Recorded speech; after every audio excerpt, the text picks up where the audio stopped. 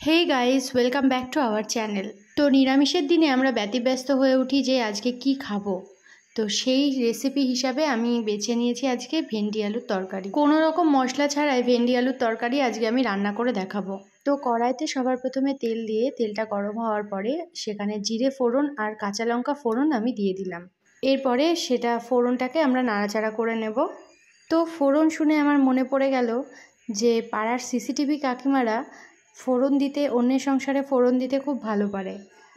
একদিক থেকে আমরা তাদেরকে ফোড়ন দেওয়ার সুযোগটা করে দিই, তাই তারা ফোড়নটা দিতে পারে।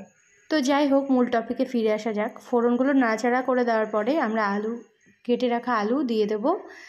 তো আলুগুলো কেটে রাখাই ছিল, ওটা আমি কেটে রেখেছিলাম আগে থেকেই। এরপরে আলুগুলো নাড়াচাড়া করে নেব, যাতে যতক্ষণ না পর্যন্ত আলুগুলো হালকা ভাজা ভাজা হয়ে যায়।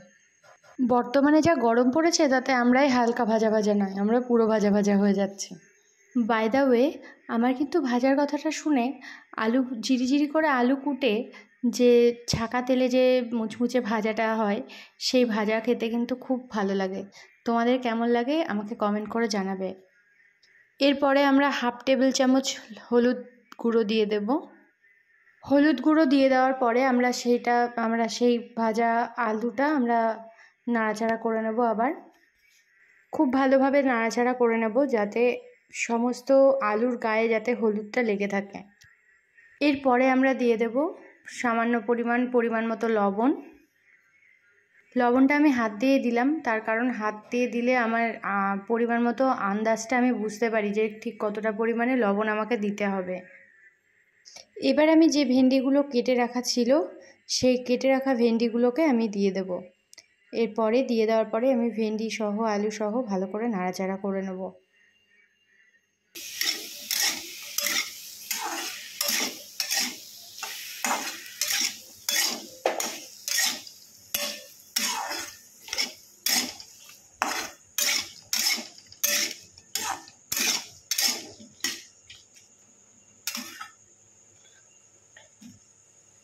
এরপর আমি দিয়ে দেব 1.5 টেবিল চামচ মতো জিরের গুঁড়ো।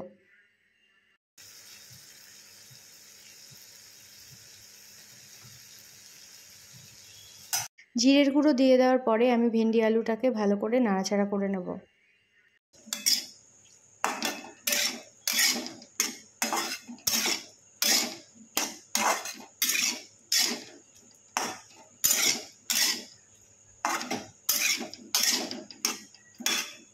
এরপর ভেন্ডি আলুটাকে কষানোর জন্য ভালো করে যাতে মজে যায়, তার জন্য আমি কড়াইটাকে ঢেকে রাখবো।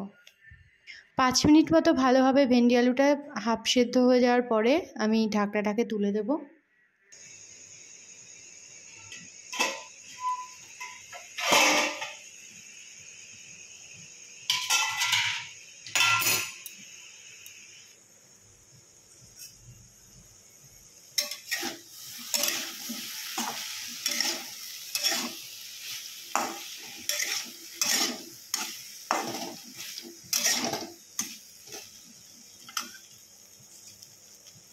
এরপরে আমি 1.5 গ্লাস জল দিয়ে দিচ্ছি। জল দিয়ে দেওয়ার পরে ভেন্ডি আলুটাকে আমি আবার ভালো করে নাড়াচাড়া করে নেব।